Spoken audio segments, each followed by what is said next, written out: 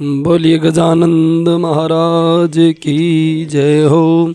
बोलिए सिंदूरी बालाजी महाराज की जय हो। 19वां अध्याय महात्म्य। बटुक और गंधर्व कन्या का श्राप की कथा। सीताराम हनुमान सीताराम हनुमान सीताराम हनुमान। बोले विष्णु भगवान की जय हो। वशिष्ठ जी बोले, हे राजन, उन कन्याओं ने इस प्रकार बहुत विलाप किया और बहुत देर तक प्रतीक्षा की पश्चात उसके प्रेम की बेड़ियों में जकड़ी हुई वे वेदना से व्याकुल होकर धैर्य धारण कर माता पिता के भय से अपने घर को आई। घर पर आकर वे सब जल यंत्र फुहारे के पास गिर पड़ी। यह देखकर उनकी माताओं ने पूछा, यह क्या हुआ? तुम सबको इतना विलंब कहाँ हुआ?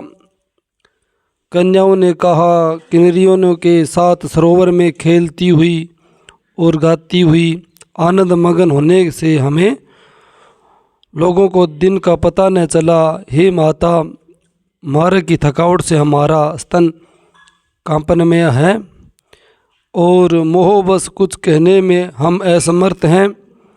हे राजन, ऐसा कहकर वे कन्यायाँ मणिभूमि पर लेटकर अपने असह्य को छिपाती हुई प्रसन्नचित्त हो अपनी अपनी माताओं से बातचीत करने लगी। उस समय न कोई आनंद पूर्वक मयूर को नचाती, न तोते तो पढ़ाती, न नेवले को लाड लड़ाती, न मैना को पुकारती, न सरसों के साथ खेलती। वे न तो आपस में विनोद करती, न घर में कीड़ा करती, न भाई बंधु से बोलती, न वीणा बजाती, न वे कल्प वृक्ष तथा मंदार के फूलों से सुगंधित युक्त मीठा मधु पीती थी। वे कन्याएं योगिनियों की भांति उस ऐश्वर्य पुरुष के चित्र लगाए हुई थी। उनके झरोखे के निकट फुहारों से जो जल बिंदु बरसते थे वे मानो चंद्रकांत मणि के समान आंगन में प्रतीत होते थे। खिड़की में बैठकर सरु बहाते हुई आंखों को इधर से उधर घुमाती हुई, कभी कमल दलों की सेना बनाती हुई, कभी शीतल केले के पत्तों द्वारा सखियों के पंख डुरवाती हुई, इस प्रकार रात्रि युग के समान व्यतीत हुई। तरह विरह रूपी ज्वार में पीड़ित उन कन्याओं ने धैर्य धारण किया। प्रातःकाल सूर्य नारायण को देख मन प्रसन्न हो अपनी अपनी माताओं से कह कर वे उस सब गौरी पूजा करने के उसी सरोवर गई। उसी प्रकार पहले जैसे क्रिया से स्नान करके फूल और धूप से गौरी का पूजन करके वे देवियां वहीं बैठकर गाने लगी। उसी समय वह ब्राह्मण भी स्नान करने के लिए अपने पिता के स्थान से उस अछूत सरोवर पर आया। अपने प्रियतम को देखकर वे कन्या बड़ी प्रफुल्लित हुई और शीघ्र ही उस ब्रह्मचारी के पास जाकर एक दूसरे को हाथ पकड़ चारों ओर से उन्हें चौपास से घेर बोली, हे मूर्ख, कल तो तुम हमें छोड़कर भाग गए थे, परंतु आज नहीं भाग सकते क्योंकि हम लोगों ने तुमको अपना पति चुन लिया है। अब इससे कुछ विचार मत करो। इस प्रकार उनके बहुपास के जाल में बंधे हुए उस विप्र ने कहा, तुम सब कल्याण के लिए प्रिय और अनुकूल वचन कह रही हो, परंतु मेरा प्रथम आश्रम ब्रह्मचार्य है। गुरुकुल में अभी वेद पढ़ रहा हूँ, इसलिए उसकी मर्यादा में रहकर मैं अपनी रक्षा करना मेरा धर्म है। हे कन्याओं, मैं इस समय ब्रह्मचारी आश्रम में रहकर विवाह करना धर्म नहीं समझता।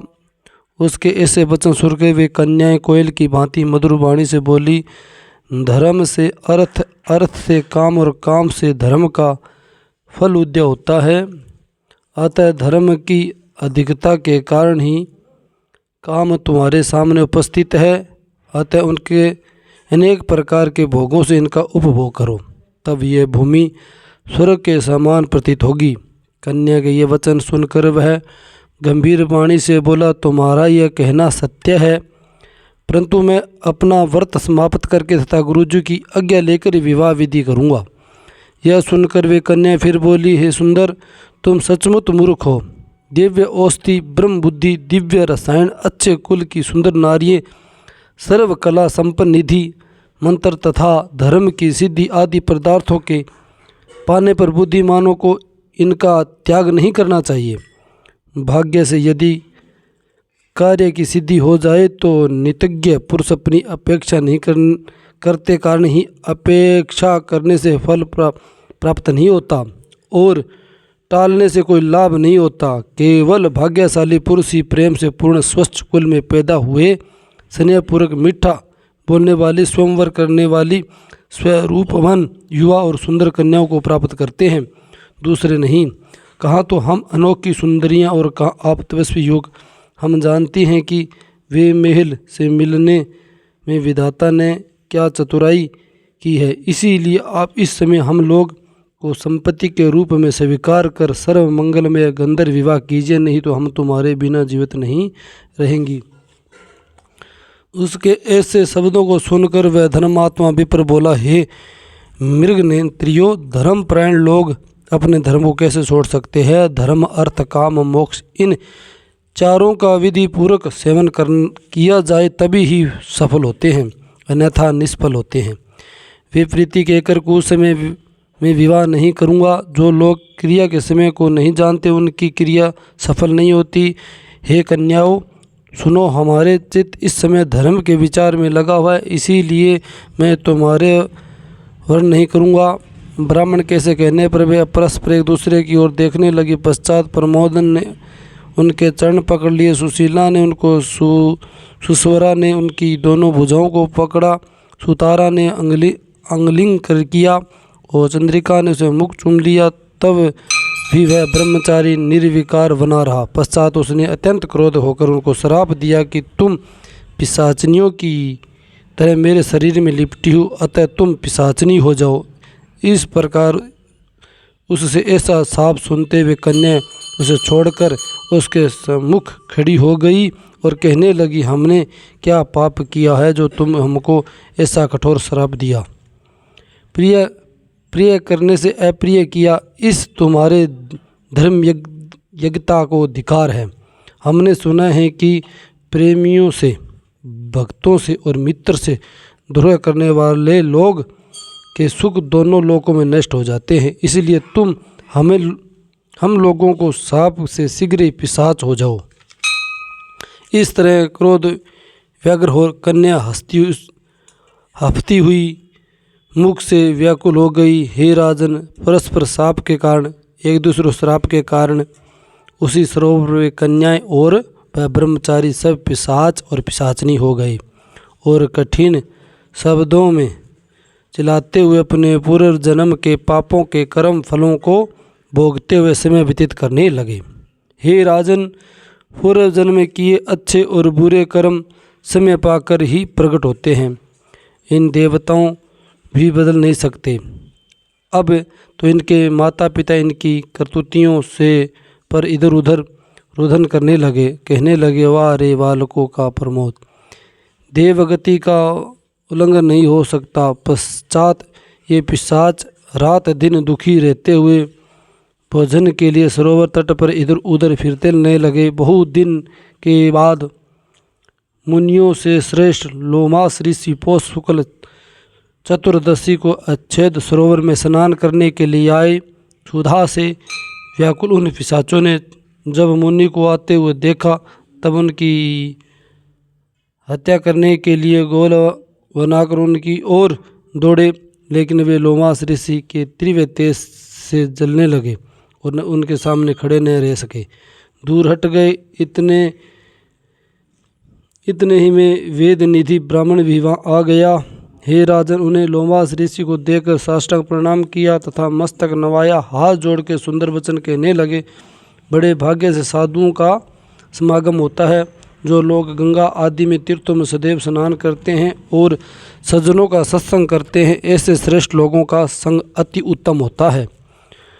जो स्वर्ग को देने वाला और रोगों को नष्ट करने वाला है। वशिष्ठ जी बोले, ऐसा कहकर देवनिधि ने चिरकाल का अद्भुत सब हाल कह सुनाया कि ये सब गंधर्व कन्याएं हैं और ये वटुक मेरा पुत्र है।